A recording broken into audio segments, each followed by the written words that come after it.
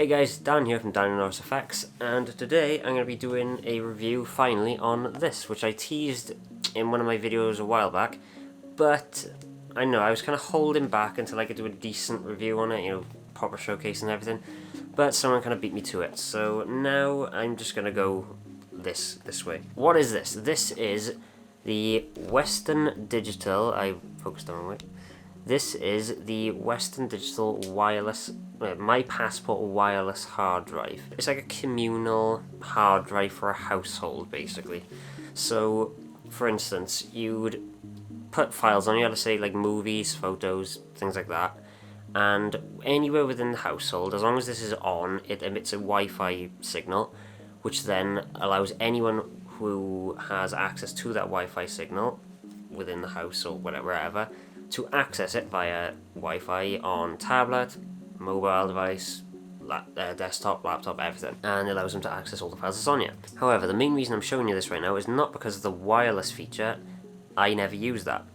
The main reason is because this has an SD card slot, and what that SD card slot is used for is for offloading SD card data. And I think originally it was so you didn't have to connect to a computer in order to put files on you, even though it does have a USB 3 port on it.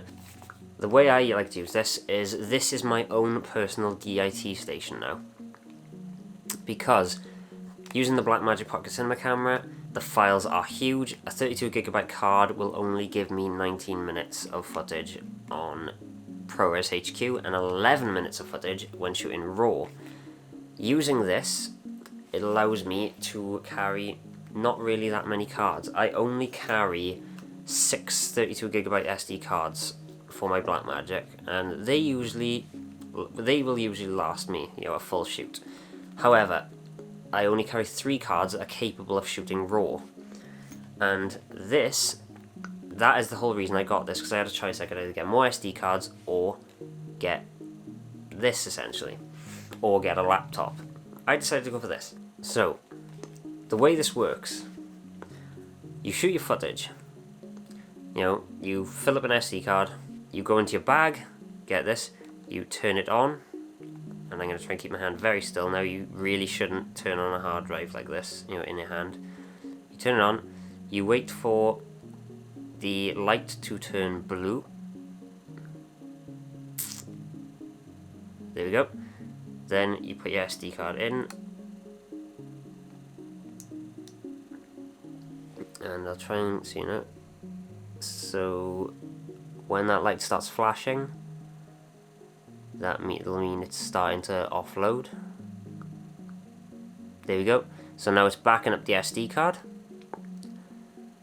and hopefully this SD card isn't too full, but once it's finished offloading, that light should then turn blue.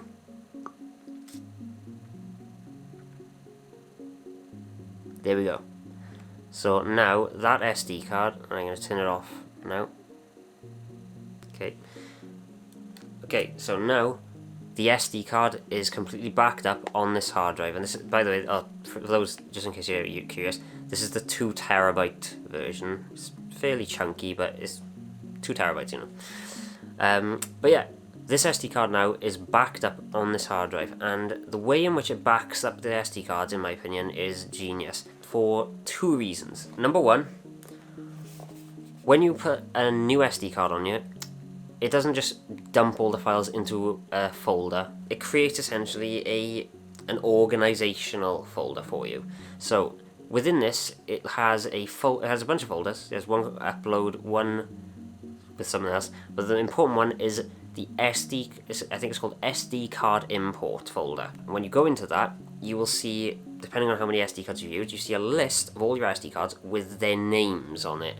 And I don't think, it doesn't use the designated name that you give the SD card. It actually gives you the brand name and the serial number of the SD card. Within each of those folders, with the SD card name, it creates another folder, meaning that if you use that SD card more than once, you've got multiple folders separating all the different times you've used that same card. Again, another useful way of organizing your footage. And then all your footage then will be in those folders. But here's where it gets really interesting, and this is the second reason I think this is ingenious in the way it organises your footage. Let's say you are on a feature film shoot, right? You've got 32GB card, and you have used, let's say, 10-12 gigs worth of it, right? On the first block of the day. Then there is a kind of a 2-hour window where camera department, sound department, everyone else, they're not doing anything because there is a set changeover and costume changeover and things like that. So they decide to, it's just a break. It's a break period for most of the crew, okay? Now, you can either leave that SD card in there and just, wait to fill it up, or you can do the sensible thing and back it up right then and there, just in case something goes wrong.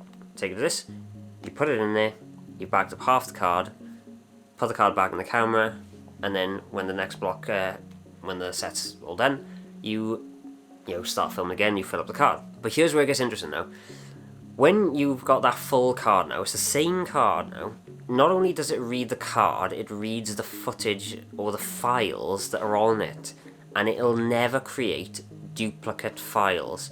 So if you've got a card now and you put it in, and it reads that card has not been wiped in the intervening period between, or it detects that the files that are on it are the same files, it'll only import the files that you haven't already got on the drive. Very useful bit of kit this is. I highly recommend everyone gets one of these. They come in various flavours. I mean, like I said, there is a new iteration of this now, and this is where I'm going to mention the cons of this now, because it wouldn't be one of my videos without mentioning cons. Yeah, there are different sizes of this. There's there used to be a 500 gig one, but I don't think there is anymore. There's a 1TB and a 2TB, and I think there's maybe even a 3 or 4TB now. But there is also a newer version of this, which features a USB 3.0 connection for the SD card port, because this one only has a 2.0, even though there's a 3.0 socket there. This means that the offload speed is rather slow. I mean, really slow, even slower than putting your SD card into a computer. So, for instance, I've actually clocked it now. I've actually clocked how long it takes to offload a card. A 32GB card will take 33 minutes. This isn't really a big issue for me, because if I'm in a situation where I need to be shooting constantly for X amount of minutes, and then the second the card fills up, I need to pull it out, put a new one in, switch it, and then start rolling again. Any situation where I'm recording like that, I'm not gonna set my camera to ProRes HQ. I'm gonna set it to something that allows me to record slightly longer, so it'll be like ProRes 422, where it'll actually be 33 minutes of recording then. So in that situation, this can work. This works for me, because once the card's done, put it in here, put a new one in. As soon as that card is finished, this card will be ready to finish as well, and I'll put that one in, and I can hot swap both of them like that. However, the other drive that has the USB 3.0, I've heard that can actually offload a 32GB card within, I think, 10 minutes. I'm going to try and find the other video of the guy who beat me to it, because he's the one who it was from his video that I realised that there is a new version of this. So I'm going to leave a link to his video in the description as well, but I'm also going to leave a Amazon link to this as well, just in case anyone's interested, and the 1TB one as well. Yeah, let me know what you guys think. I highly recommend everyone gets one of these. They are very useful, not even just for video, but just for photography. So it just means you don't have to carry a laptop with you. Literally all you have to carry is this. And I'd recommend, keep the cable with it, and maybe a battery, like a tablet battery, like power bank sort of thing. That's just so, because the battery on it has its own built onboard battery, as you saw, but I don't think it'll last very long if you're offloading constantly. I think this will probably run an hour, but yeah, I'd highly recommend just getting a battery to charge it. Because it charges the second you plug it in. Hey guys, I just wanted to quickly drop this little bit into the video.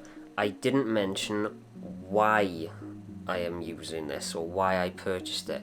It's not really so much just as a backup for a shoot.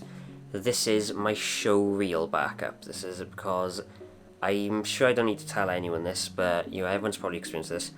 I have been on countless shoots where I have created footage which I'm very proud of and would greatly like to use on my showreel, and then never seen anything of that footage ever again after it's been sent to DIT and then to the editor. So very handy for that kind of situation where you want to try and create your own backup of your own footage for showreel purposes.